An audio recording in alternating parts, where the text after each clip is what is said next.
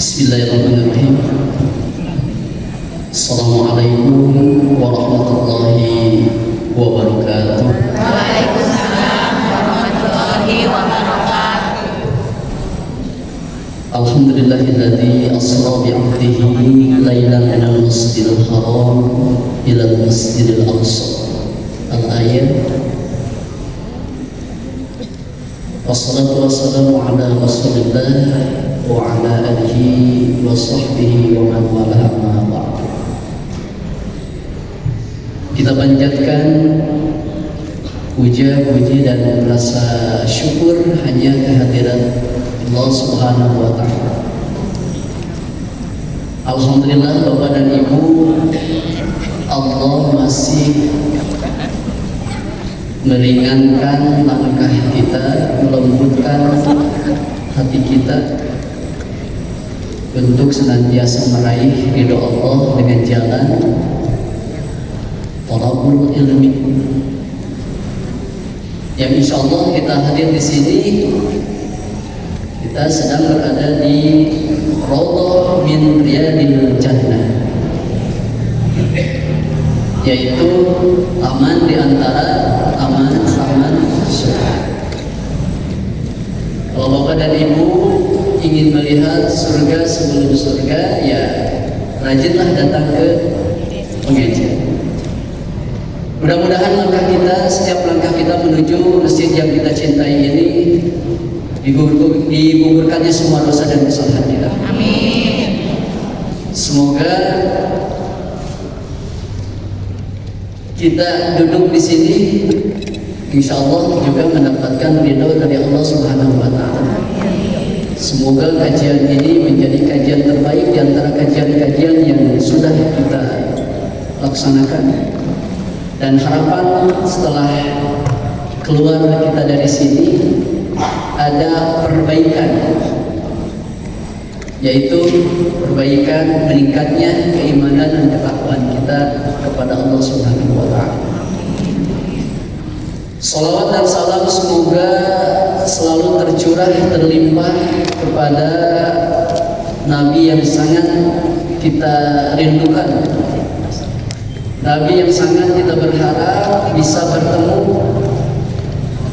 bisa satu komplek ya punya nanti di surga. Bisa nggak satu komplek dengan Nabi? Surga Firdaus yang insya Allah sekarang kita akan bahas syarat sholat dengan khusyuk, insya Allah. Dan Nabi yang sangat kita berharap mendapatkan syafaatul uzma, beliaulah Nabi Muhammad Sallallahu Alaihi Wasallam. Bapak-bapak yang insya Allah menjadi calon raja di surga. Berarti bapak-bapak pilihan ya. Biasanya kalau di majelis taklim itu kebanyakan ibu-ibu, tapi hadir bapak-bapak pilihan semuanya insya Allah. Bunda-bunda yang insya Allah menjadi ratu di surga. Tema yang akan kita bahas adalah spirit atau semangat, menjaga semangat Mi'raj untuk istiqomah dalam beribadah. Istiqomah itu apa? Kontinuitas, rutinitas, ya, konsisten. Walaupun sedikit tapi terus itu istiqomah. Tidak brek sekaligus. Misalnya di bulan Ramadan ibu baca Quran amatnya berapa kali di bulan Ramadan terus itu tidak istiqomah. Mi'raj itu bunda ayah itu naik dari Masjidil Aqsa ke langit pertama, kedua, ketiga, 4, 5, 6, 7. Dahsyat dan ajaibnya peristiwa Isra Mi'raj itu karena ditempuh dengan 3 alam. Alam yang pertama yaitu alam nasut, alam fisika, alam manusia. Dari Masjidil Haram ke Masjidil Aqsa itu peristiwa Isra, perjalanan horizontal, hablum minan nas. Itu sebetulnya dari peristiwa itu juga bunda dan ayah itu banyak tamsil-tamsil yang Rasulullah temukan. Misalnya di tengah perjalanan kan Rasulullah ada yang memanggil dari sebelah kanan suruh berhenti, tapi Nabi jangankan berhenti menengok pun tidak. Dari arah kiri juga ada yang memanggil Muhammad berhenti, jangankan berhenti menengok pun tidak. Ternyata ditanya kepada Jibril, siapa tuh yang memanggil dari kanan dari kiri? Yang dari kanan itu adalah kaum Yahudi. Untung engkau tidak berhenti, jangankan berhenti menengok pun tidak. Kalau berhenti umatmu akan semuanya Yahudi. Itu tidak berhenti, tidak menengok. Coba apa sekarang kenyataannya? Banyak Yahudi. Banyak. Dari arah kiri, kenapa memanggil? Itu adalah kaum Nasrani. Jika engkau berhenti ataupun menengok, maka umatmu semua di dunia akan Nasrani. Cacakan oke tak? Tidak berhenti, tidak menengok. Bagaimana keadaan sekarang? Terus berjalan lurus. Di depan juga Nabi melihat ada nenek-nenek tua, seksi, pakai lepis, celana pendek. Ada di sini? Ada kalau di rumah Mayu ya? Apa? Pakai baju legu, you can see. Terus pakai perhiasan mewah juga. Itu tafsirnya kata Jibril, wahai Muhammad, ini dunia itu sudah tua. Tapi karena dipoles, tapi meskipun terus dipoles ya, tetap tuanya angker ya. Kelihatan ada itunya keriputnya. Itu Nabi mengatakan 14 abad yang lalu lebih dunia sudah tua, apalagi kemudian Nabi sampailah di Masjidil Aqsa, sholat 2 rakaat, dan setelah itu Nabi juga disuguhkan 2 minuman, ada susu, ada arak, tapi tidak ada tulisan. Beda dengan madu di tangan, racun di tangan kiri. Itu mah transparan, jelas. Makanya bodoh sekali kalau kita memilih racun di tangan, sudah jelas. Makanya kalau ada madu dan racun, itu mending di madu, mending di racun.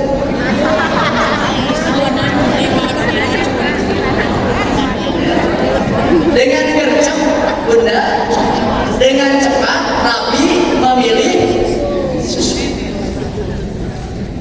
Nah, yang akan kita bicarakan saat ini adalah Mi'rajnya, perjalanan spiritual. Nah, Mi'rajnya yaitu Nabi naik. Saya mau nanya, ini Nabi itu Isra dan Mi'raj kemauan Nabi atau kemauan Allah? Kemauan Nabi atau kemauan Allah? Kemauan Allah. Yang aktif itu Nabi atau Allah? Karena mohon maaf bunda, perjalanan Isra Mi'raj itu susah dicerna, diterima dengan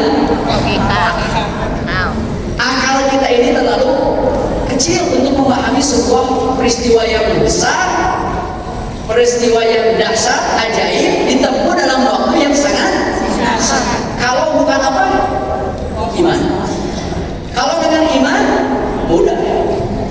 Nah, dari Masjidil Aqsa ke langit yang ketujuh itu namanya alam malakut. Alam apa? Malaikat. Jadi manusia, alam fisika tidak bisa tembus dimanapun langit pertama, kedua, ketiga itu. Ini planet-planet yang ada di atas itu langit keberapa? belum mencapai langit pertama. Itu planet-planet yang ngumpulnya di Margahayu Raya semuanya itu ada ibu ya? Ada orang Margahayu?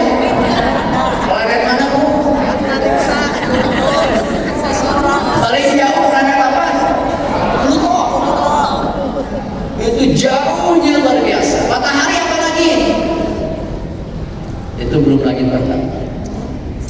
Nabi terus alam malaikat, hanya malaikat yang bisa tembus di alam malam. Nah yang lebih dasar lagi yang ketiga, dari langit ke-7 sampai ke Rabbul A'la, mustawa, Sidratul Muntaha, Arsy, itu sudah beda alam lagi, disebut alam lahut, alam ketuhanan. Jangankan kita sebagai manusia, malaikat saja di situ dari langit ke-7 nyampe ke sana, ke Sidratul Muntaha sudah tidak bisa lagi. Makanya Nabi Mi'raj itu cukup sampai langit ke-7 ditemenin oleh malaikat Jibril, dari 7 ke Sidratul Muntaha Nabi sendiri. Nabi itu Isra Mi'raj, terutama Mi'raj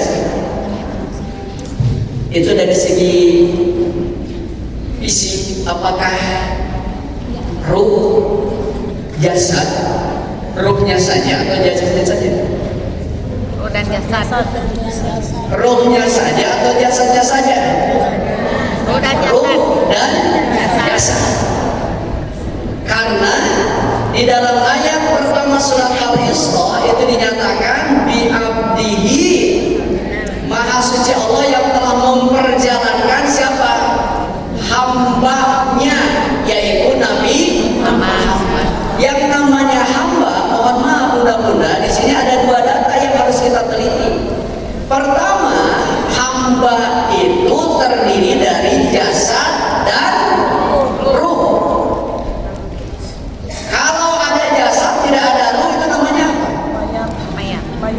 Mayit, ya mati. Kalau tidak ada jasad, ruh ada. Juri. Nabi Muhammad Isra Mi'raj itu jasad dengan ruh utuh. Yang kedua, data hamba yang kedua yang harus kita pahami adalah, mohon maaf, kalau bunda-bunda di sini hamba Allah atau bukan? Benar hamba Allah? Saur sahab. Saur. Bapak hamba Allah bukan? Hamba Allah. Kata siapa? Kata bapak. Kata ibu. Berarti itu ngaku. Kalau ngaku boleh nggak? Boleh. Boleh nggak ngaku? Tapi mohon maaf, kalau pengakuan itu datangnya dari manusia, mulut kita itu pengakuan murah. Tapi kalau pengakuan itu datangnya dari Allah bi'abdihi, itu sangat mahal dan berharga. Kenapa? Banyak di antara manusia yang mengaku hamba Allah, tapi pada kenyataannya hamba duit, betul? Hamba jabatan, hamba dunia, hamba setan, hamba semuanya. Makanya punten, mohon maaf, kalau kecintaan itu dihabiskan kepada selain kepada Allah, itu akan ada habisnya. Contoh, kalau kita cinta kepada jabatan, ada habisnya enggak? Ada habisnya enggak? Apakah kita yang pensiun atau kita mati dulu? Kita cinta kepada harta, ada habisnya enggak? Apa? Apakah kita yang meninggal duluan meninggalkan harta, atau misalnya harta kita digondong maling? Betul nggak? Berpisah nggak? Berpisah. Nah makanya berapa banyak orang yang mulutnya mengatakan hamba, tapi pada kenyataannya mereka hamba jabatan, hamba dunia, hamba duit dan lain sebagainya. Tapi Rasulullah, sebelum di Isra dan Mi'raj kan, masya Allah, mudah-mudahan sekalian Bapak, itu yang namanya pengorbanan, itu yang namanya ujian dan cobaan. Makanya kenapa ada khusus surat undangan dari Allah? Karena di tahun itu adalah tahun kesedihan, amul huzni, tahun kesedihan. Rasulullah ditinggalkan oleh siapa? Istrinya Khadijah. Tidak lama dari situ, masih di tahun itu Rasulullah ditinggalkan oleh siapa? Pamannya Abu Thalib. Yang memang Abu Thalib ini dari segi dakwahnya selalu menjaga, membimbing, sampai orang-orang Quraisy pun tidak berani untuk mengganggu karena ada paman. Tapi tahun itu tahun kesedihan, ditinggalkan oleh dua orang yang sangat berguna. Coba kita ujian dan cobaan setelah ditinggalkan oleh keduanya, hampir-hampir Rasulullah itu, bahkan para sahabatnya itu banyak yang meninggal.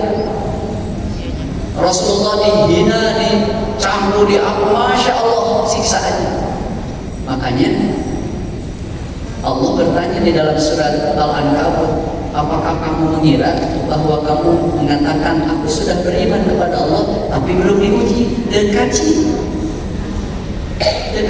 kita keimanan nanti kalau belum diuji. Makanya ujian dan cobaan pasti ada dalam kehidupan.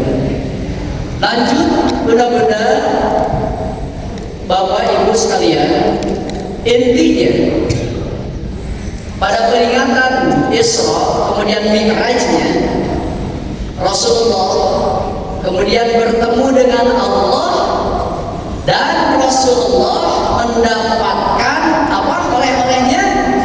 Perintah sholat.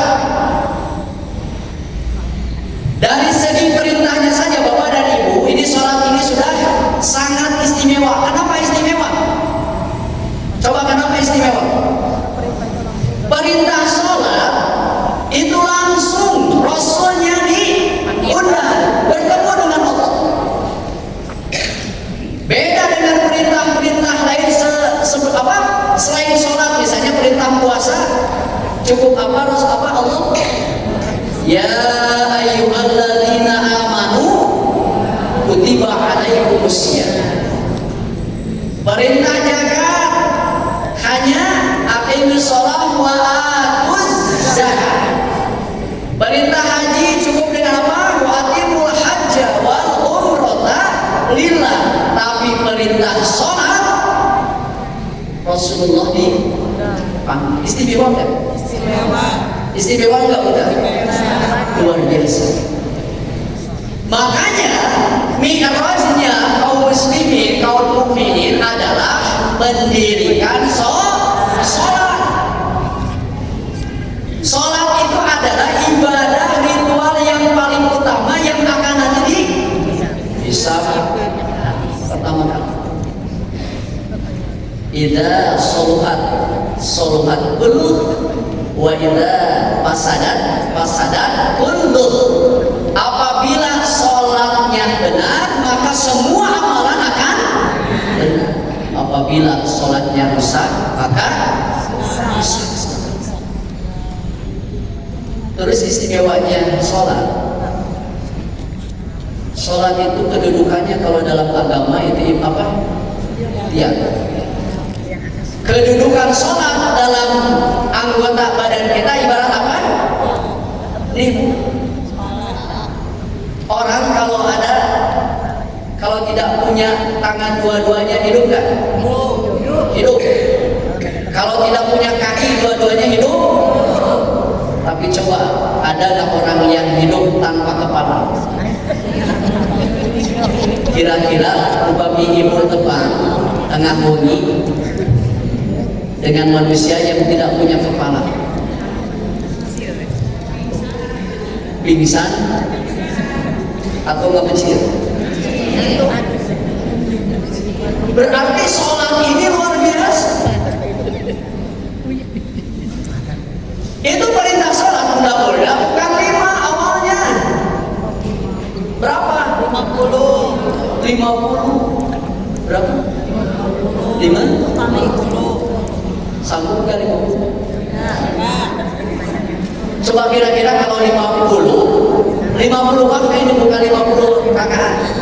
50 waktu dikali berapa ya? 4 jam. 24. 4 jam. Itu sekitar berapa rakaat? Ratusan.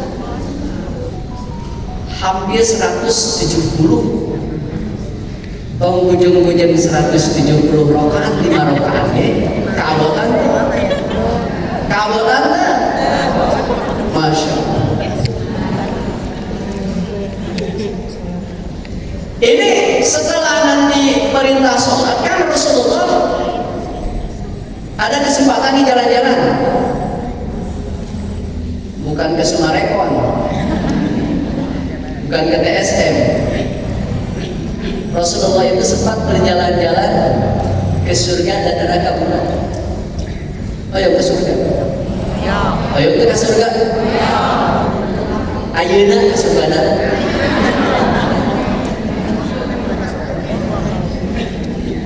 Ketika Rasulullah jalan-jalan di sekitar area neraka, Rasulullah melihat ada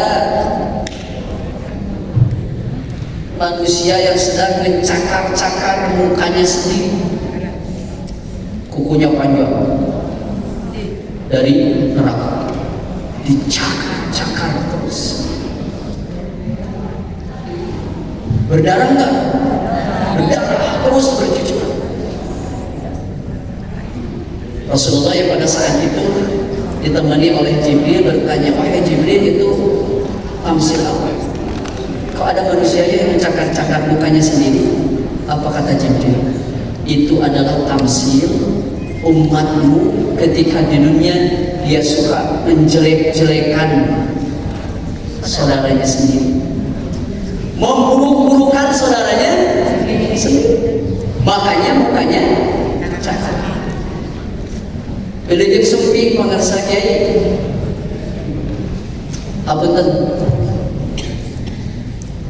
Orang yang suka menjelek-jelekan kejelekan saudaranya sendiri, maka nanti di neraka akan dicakar-cakar.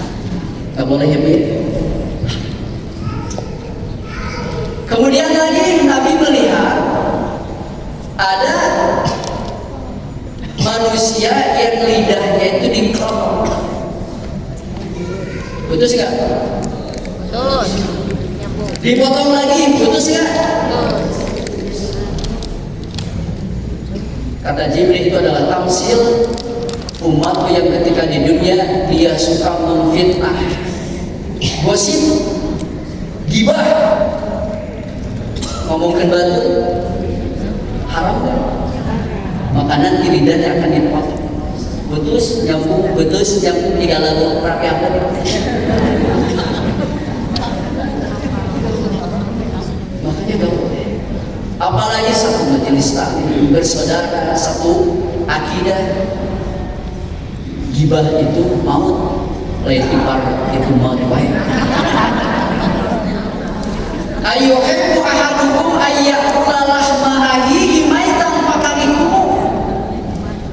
Orang yang suka gibah, ngomong ke batu, itu ibarat sumanto. Ya, memakan daging saudaranya sendiri yang sudah busuk. Fakarihumu, kata Allah, tentunya kamu akan merasa jijik, gerel. Makanya kalau ngomong ke batur itu harus merasa jijik. Tapi ketika Nabi berjalan-jalan ke surga, bunda-bunda sekalian, ayah, Nabi melihat ada sekumpulan manusia yang sedang menanam benih, ibaratnya benih jeruk di tanah. Saat itu juga dilihat saja, tumbuh akar, tumbuh batang, tumbuh daun, tumbuh buah. Saat itu juga dipetik, saat itu juga anehnya itu ketika dipetik ada lagi, dipetik ada lagi, dimakan enak, 2 kali enak terus gitu. Itu kenapa Jibril? Kata Jibril, itu adalah umatmu yang ketika di dunia dia banyak membantu orang lain, berinfak dan bersedekah. Jadi yakin kalau orang yang suka menolong orang lain, membantu orang lain, infak dan sedekah, maka akan hari itu juga dia menanam, hari itu juga dia akan memberi. Lanjut mudah-mudahan sekalian, selain tadi Rasulullah diperlihatkan gambaran-gambaran di surga dan neraka, utamanya ya adalah perintah sholat. Lalu apa sih manfaat sholat? Apa hikmah sholat itu bagi kita? Tidak untuk menggembirakan Allah, tidak untuk menguntungkan Allah. Sholat kita, andai kita satu Indonesia ini tidak sholat, tidak ibadah kepada Allah, apakah Allah rugi? Tidak. Jangankan satu Indonesia, se-ASEAN manusia tidak sholat, Allah rugi nggak? Satu dunia ini kita tidak sholat, Allah rugi nggak? Jadi manfaat keuntungan sholat itu buat siapa? Kita. Apa manfaat dan keuntungan sholat? Kita jawab di dalam ayat Al-Quran mengenai perintah sholat, pasti lafaznya apa? Aqimis sholat. Tidak ya'malu sholat atau ikmalu sholat. Apa itu aqimis sholat? Dirikan sholat, bukan laksanakan sholat. Lalu apa bedanya mendirikan dengan melaksanakan? Beda nggak? Beda. Cuma beda. Cuma sama. Ngacu. Disuruh beda dengan cu, disuruh sama dengan cu. Kayak masalah namun. Mendirikan yaitu mengerjakan sholat sesuai rukun, syarat dan wajibnya. Lalu setelah kita melaksanakan sholat, kita terjemahkan di luar sholat. Sholat itu mendirikan. Kalau melaksanakan sholat, kita hanya cukup menggugurkan kewajiban saja, betul nggak? Tenang di sholat, tapi ini kaitan sholat.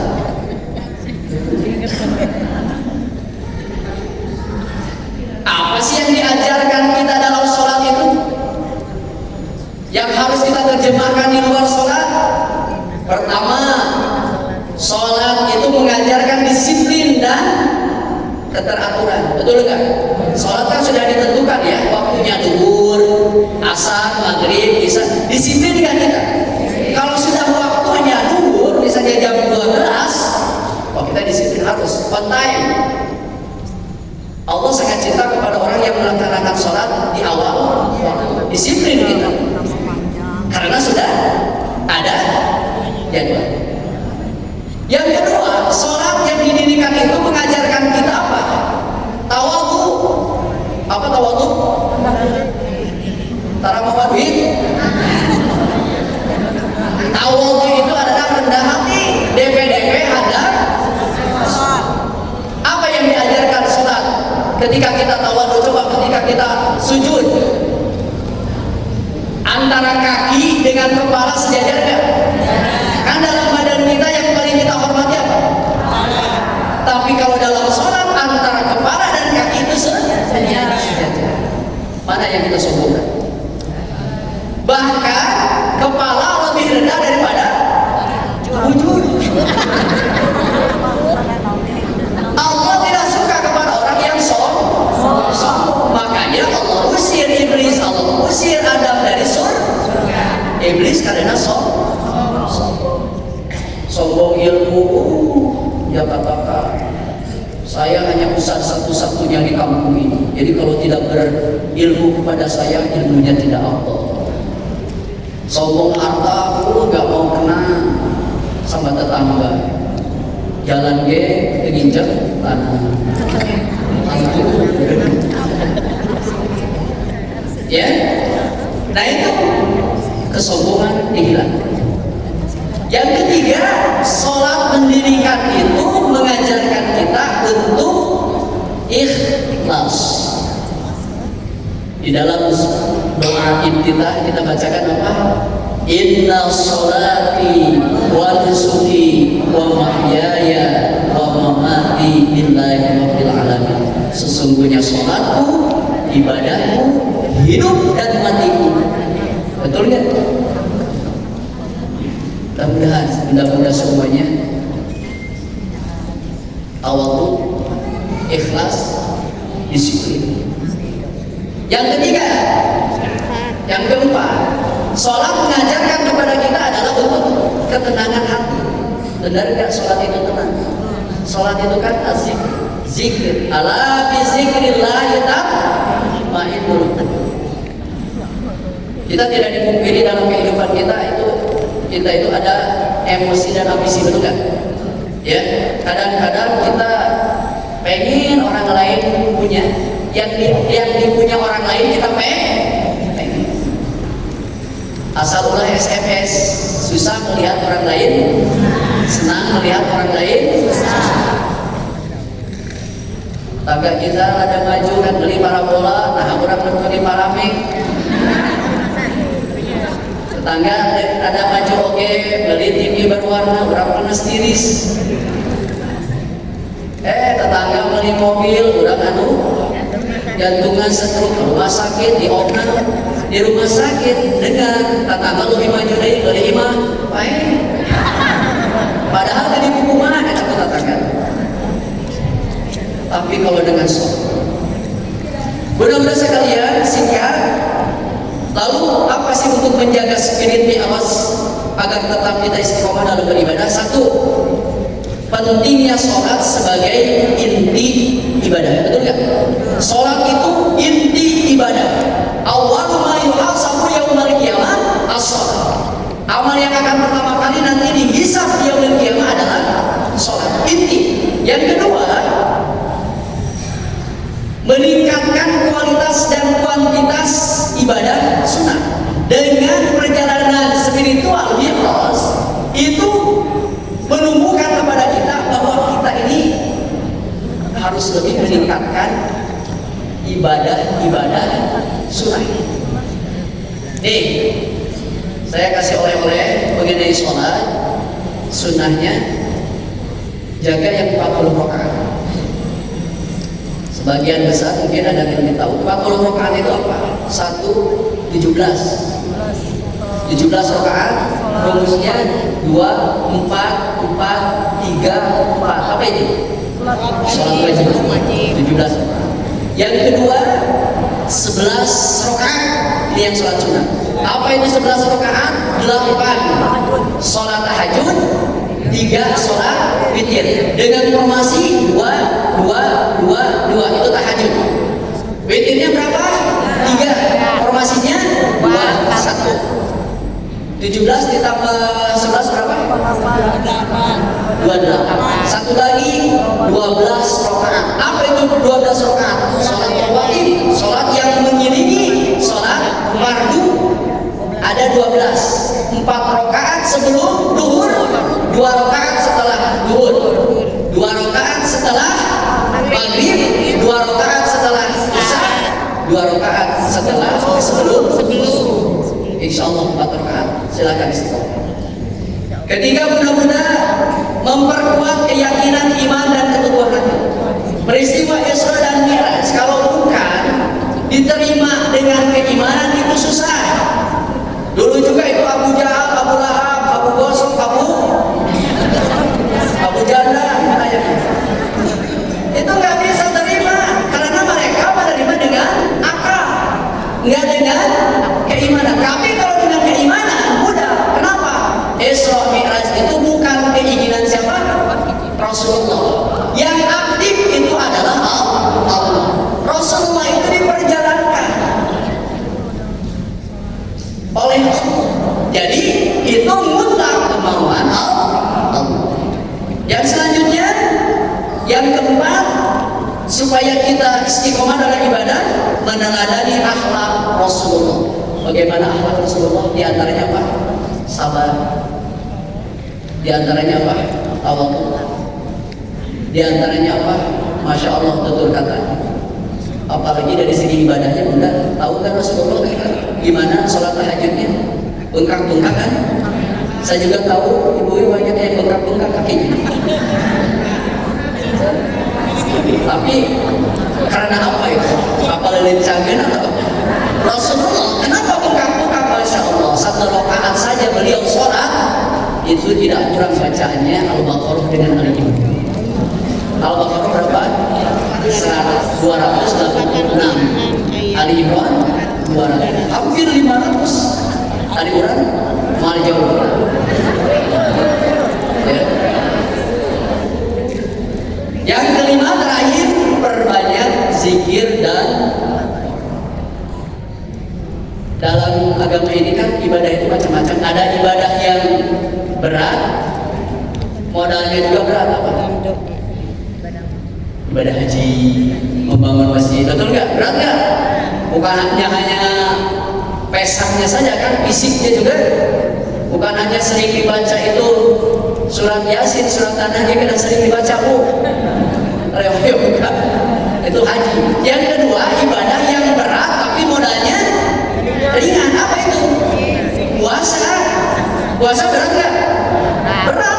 Bukan hanya menahan lapar dan haus saja, terutama menahan apa? Hawa nafsu. Tapi modalnya ringan apa? Cukup nawaitu saumatul. Kalau puasa tidak niat berarti tidak sah.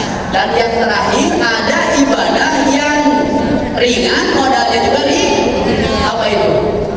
Kalimat-kalimat thayyibah. Kalau kita jauh gimana mengucapkan apa? Innalillahi. Kalau kita berjanji, insyaallah. Kalau kita bertobat, kalau kita melihat alam dengan indah, itu kalimat-kalimat yang tidak memerlukan biaya yang berat. Bahkan toharoh pun, sekalipun kita sedang ini, mudah-mudahan sedang ada tamu dari Ciberem, itu dianjurkan untuk baca kalimat-kalimat itu saja. Silakan Pak Kiai.